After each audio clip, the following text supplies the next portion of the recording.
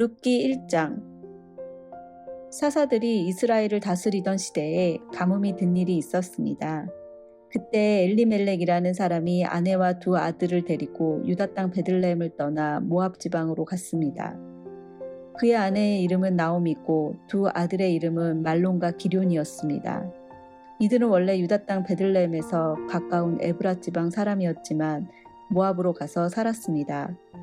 그 뒤에 나오미의 남편 엘리멜렉이 죽고 나오미와 그의 두 아들만 남게 되었습니다.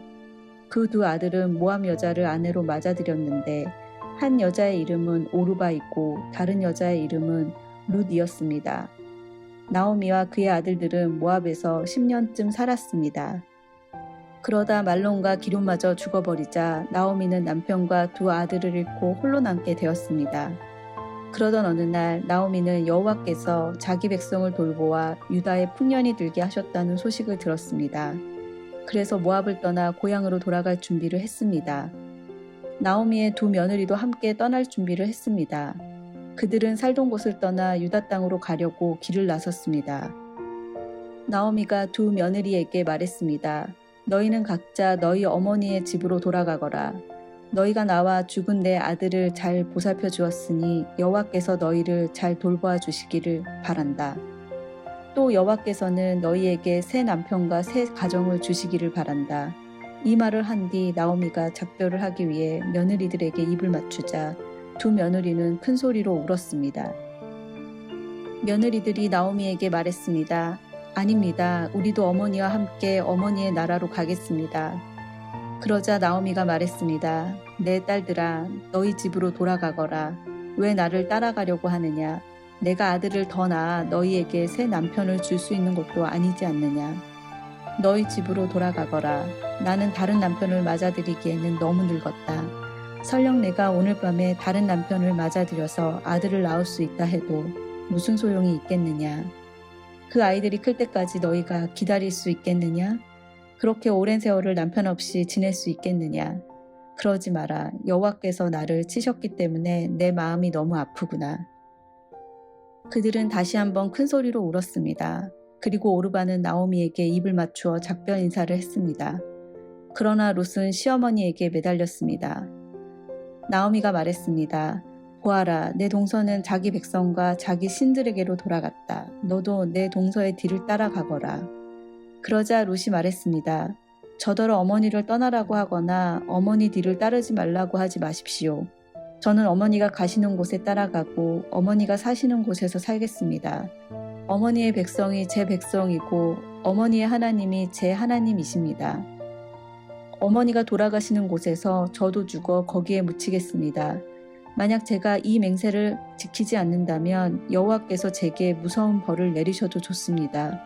오직 죽음만이 우리를 갈라놓을 수 있을 것입니다. 나오미는 롯이 자기와 함께 가기로 굳게 마음 먹은 것을 보고 더 이상 아무 말도 하지 않았습니다. 나오미와 롯은 길을 떠나 베들레헴으로 향했습니다. 그들이 베들레헴에 도착했을 때 온 마을이 떠들썩해졌습니다. 마을 여자들이 말했습니다. 이 사람이 정말 나오미인가? 그러자 나오미가 사람들에게 말했습니다. 저를 나오미라고 부르지 마십시오. 전능하신 하나님께서 저를 슬프게 만드셨으니 이제 저를 마라라고 부르십시오. 제가 떠날 때에는 가진 것이 많았으나 여호와께서는 저를 빈털터리로 돌아오게 하셨습니다. 여호와께서 저를 괴롭게 만드셨고 전능하신 하나님께서 제게 큰 고통을 주셨습니다. 그런데 어떻게 저를 나오미라고 부르십니까? 나오미와 그의 며느리인 모압 여자 룻은 이렇게 모압에서 돌아왔습니다. 그들이 베들레헴에 왔을 때는 보리 수확을 시작할 무렵이었습니다. 룻기 2장. 베들레헴에 보아스라는 유력한 사람이 살고 있었습니다. 보아스는 엘리멜렉 가문의 사람으로 나오미의 가까운 친척이었습니다. 어느 날 모압 여자 룻이 나오미에게 말했습니다. 밭에 나가게 해주십시오. 혹시 친절한 사람을 만나게 되면 그 사람이 밭에 떨어뜨린 이삭을 주워오겠습니다. 나오미가 말했습니다. 그래, 가보아라. 그래서 룻은 밭으로 갔습니다. 그녀는 곡식을 거두는 일꾼들을 따라다니며 그들이 남긴 이삭을 주었습니다. 마침 그 밭은 엘리멜렉 가문의 사람인 보아스의 밭이었습니다. 보아스가 베들레헴에서 와서 일꾼들에게 인사하고 있었습니다. 여호와께서 그들과 함께 계시기를 비네. 일꾼들도 인사했습니다. 여호와께서 주인님께 복을 주시기를 빕니다. 보아스가 일꾼들을 감독하는 자기 종에게 물었습니다. 저 여자는 어느 집 여자인가? 그 종이 대답했습니다. 저 여자는 나오미와 함께 모압 지방에서 온 모압 여자입니다. 일꾼들 뒤를 따라다니며 땅에 떨어진 이삭을 줍도록 해달라고 했습니다. 그녀는 잠시 오두막에서 쉰 것 말고는 아침부터 지금까지 계속 이삭을 줍고 있습니다. 보아스가 룻에게 말했습니다. 여인이여, 나의 말을 잘 들으시오. 이삭을 줍기에 다른 밭으로 가지 말고 여기에서 주우시오. 내 일꾼들 뒤만 따라다니시오. 그들이 가는 밭을 잘 보고 그 뒤를 따라가시오. 나의 일꾼들에게 당신을 건드리지 말라고 일러두겠소. 목이 마르거든 물항아리 있는 곳으로 가서 일꾼들이 길어온 물을 마시도록 하시오. 그러자 룻이 얼굴을 땅에 대고 절하며 보아스에게 말했습니다. 저는 이방 사람인데 어떻게 저 같은 사람에게 이런 은혜를 베푸시고 돌보아 주십니까? 보아스가 대답했습니다. 나는 당신 남편이 죽은 뒤에 당신이 시어머니에게 한 일을 들었소. 또 당신이 당신 부모와 당신 나라를 떠나 아는 사람 하나 없는 이 나라로 온 것도 다 알고 있소. 여호와께서 당신이 한 일을 갚아주실 것이요. 작은 새가 자기 어미 날개 아래로 피하듯이 당신이 여호와께 왔으니 이스라엘 주 하나님께서 당신에게 넉넉히 갚아주실 것이요. 그러자 룻이 말했습니다. 나의 주여, 당신께 은총을 입기 바랍니다. 저는 당신 종들 중에 하나와 같습니다. 그런데도 당신은 이렇게 종의 마음을 위로하는 말씀을 해주셨습니다. 식사할 시간이 되자 보아스가 룻에게 말했습니다. 이리로 오시오. 같이 먹읍시다. 자, 이 빵을 이 초에 찍어 드시오. 룻이 일꾼들 옆에 앉자 보아스가 룻에게 볶은 곡식을 주었는데 룻이 배불리 먹고도 남을 정도로 많았습니다. 룻이 이삭을 주우려고 일어나자 보아스가 일꾼들에게 말했습니다. 저 여자가 곡식단 사이에서도 이삭을 주울 수 있도록 내버려두고 쫓아내지 마라. 또 단에서 이삭을 조금씩 떨어뜨려서 저 여자가 주울 수 있게 하고 여자를 꾸짖지 마라. 룻은 저녁까지 그 밭에서 이삭을 주었습니다. 주운 이삭을 떨었더니 보리가 한 에바쯤 나왔습니다. 룻은 그것을 가지고 마을로 돌아갔습니다. 룻은 시어머니에게 모은 것과 함께 자기가 배불리 먹고 남은 음식도 꺼내서 드렸습니다. 나오미가 룻에게 물었습니다. 오늘 어디서 이 이삭을 주었느냐? 어디서 일했느냐? 너를 이렇게 생각해준 사람에게 복이 있기를 빈다. 그러자 룻이 대답했습니다. 제가 오늘이란 밭의 주인은 보아스라고 합니다. 나오미가 며느리에게 말했습니다. 여호와께서 그 사람에게 복 주시기를 빈다. 여호와께서는 산 사람이나 죽은 사람 모두에게 자비를 베푸시는구나. 보아스는 우리의 가까운 친척이란다. 우리 가족의 땅을 사서 되돌려줄 수 있는 사람이지. 룻이 말했습니다. 보아스는 저에게 자기 일꾼들 가까이에서 계속 일하라고 했습니다. 수확이 끝날 때까지 그렇게 하라고 했습니다. 나오미가 며느리 룻에게 말했습니다. 그 사람의 여종들 가까이에서 일하는 것이 좋겠다. 내가 다른 밭에서 희롱을 당하지 않아도 되니 말이다. 룻은 보아스의 일꾼들 가까이에서 이삭을 주우며 시어머니를 모시고 살았습니다. 룻기 3장. 시어머니 나오미가 룻에게 말했습니다. 얘야, 너에게 알맞은 가정을 찾아봐야겠다. 너도 행복하게 살아야지. 내가 함께 일하고 있는 일꾼들의 주인인 보아스는 우리의 가까운 친척이란다. 그가 오늘 밤에 타작 마당에서 일할 것이다. 너는 가서 목욕을 하고 몸에 향수를 발라라. 그리고 옷을 갈아입고 타작 마당으로 내려가거라. 그 사람이 먹고 마시기를 끝날 때까지 그의 눈에 띄지 않도록 주의해야 한다. 그가 잠자리에 들면 그가 누운 자리를 눈여겨보아두었다가 그리로 가서 그의 발치 이불을 들고 들어가서 누워라. 그러면 그가 내가 할 일을 일러줄 것이다. 룻이 대답했습니다. 어머님이 말씀하신 대로 하겠습니다. 룻은 타작마당으로 내려가서 시어머니가 일러준 대로 했습니다. 먹고 마시기를 마친 보아스는 기분이 좋아서 곡식더미 곁에 누웠습니다.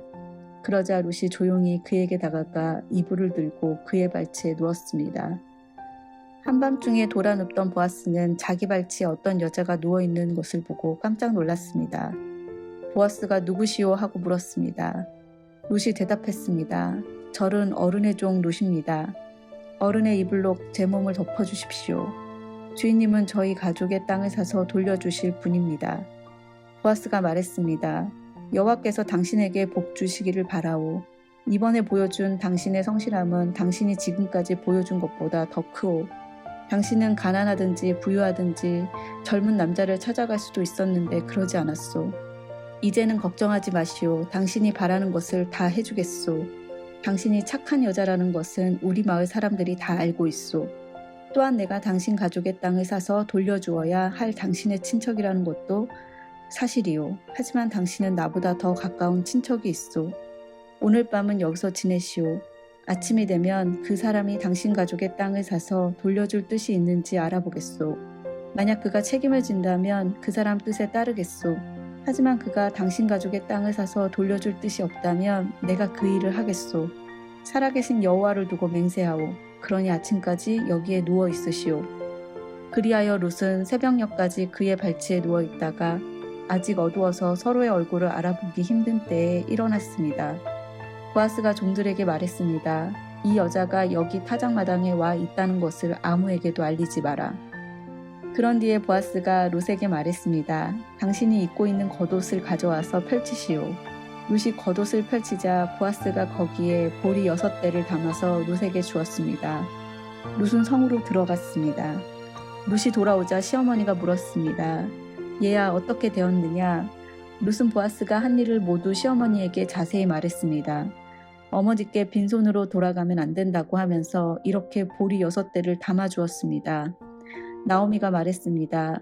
얘야 일이 어떻게 될지 기다려보자꾸나.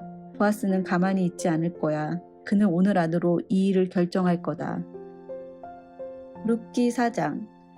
보아스가 성문에 올라가 앉아 있었습니다. 드디어 그가 말한 가까운 친척이 지나갔습니다.